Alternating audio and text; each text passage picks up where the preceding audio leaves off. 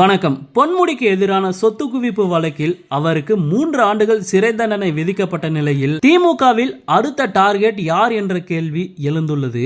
இது தொடர்பாக டெல்லிக்கு நெருக்கமான வட்டாரங்கள் சில முக்கிய தகவல்களை வெளியிட்டுள்ளன. பொன்முடி சொத்து குவிப்பு வழக்கில் குற்றவாளி என்று கூறி அவருக்கு 3 ஆண்டுகள் சிறை தண்டனை கொடுக்கப்பட்டது. இதனை அடுத்து பொன்முடி மற்றும் மனைவி விசாலாட்சி ஆகிய இருவரின் வயது மற்றும் மருத்துவ காரணங்களை சுட்டிக்காட்டி குறைந்த தண்டனை விதிக்க வேண்டும் என்று கைகூப்பி கோரிக்கை விடுத்தனர். அதற்கு தங்களுக்கு மேல் உள்ள நீதிமன்றமான உச்ச நீதிமன்றத்தில் நிவாரணம் கோரலாம் என நீதிபதி தெரிவித்தார். தண்டனை நிறுத்தி வைக்கப்பட்டதால் அமைச்சர் பொன்முடி மற்றும் அவரது மனைவி விசாலாட்சி ஆகியோர் சிறை செல்ல வேண்டிய அவசியமில்லை. இருப்பினும் அமைச்சர் பொன்முடி எம்எல்ஏவாக பதவி வகிக்கும் தகுதியை இழந்துவிட்டார். அதோடு 30 நாட்கள் அவகாசம் அவருக்கு கொடுக்கப்பட்டுள்ளது. அதுவரை உயர்நீதிமன்ற தீர்ப்பு நிறுத்தி வைக்கப்பட்டுள்ளது.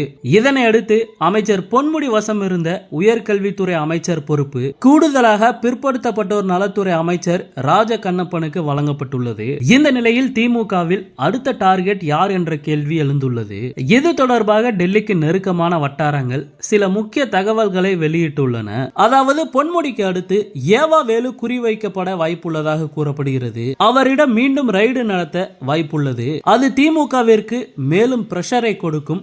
திமுக மீது திட்டமிட்ட தாக்குதலை டெல்லி நடத்துகிறது. இதிலிருந்து எப்படி தப்பிப்பது, பிரச்சனைகளை எப்படி எதிர்கொள்வது என்று ஸ்டாலின் ஆலோசனை செய்து வருகிறார். அதில் ஒரு ஐடியா தான் அமைச்சரவையை மாற்றுவது. தற்காலிகமாக அமைச்சரவையை மாற்றலாம். 2024 கண்டிப்பாக ஆட்சி மாறும். அதுவரை இப்படி செய்யலாம் என்று ஸ்டாலின் இருக்கிறார். அடுத்து ஏவா வேலு விசாரணைக்கு உள்ளாவார். திமுகவில் அவர்தான் தற்போது நம்பர் 2. எனவே அவரை டெல்லி குறிவைக்கிறது என தகவல் வெளியாகி உள்ளது. ஏவா வேலு மட்டுமில்லாமல் KN நேரு, KKSSR, ஐ பெரியசாமி ஆகியோர் மீதும் விசாரணை நடக்கலாம் என கூறப்படுகிறது. பொன்முடி, துரைமுருகன், KN நேரு, ஐ பெரியசாமி, ஏவா வேலு, KKSSR ஆகிய 6 பேர் தற்போது சிக்கலில் உள்ளதாக கூறப்படுகிறது. இவர்கள் 6 பேர் எப்போது வேண்டுமானாலும் விசாரணைக்கு உட்படுத்தப்படலாம் என்று டெல்லி வட்டார தகவல்கள் தெரிவிக்கிறது. ஓகே, இது போன்ற செய்திகளை உடனுக்குடன் பெற மறக்காம நம்ம சேனலை சப்ஸ்கிரைப் பண்ணி சப்போர்ட் பண்ணுங்க. நன்றி.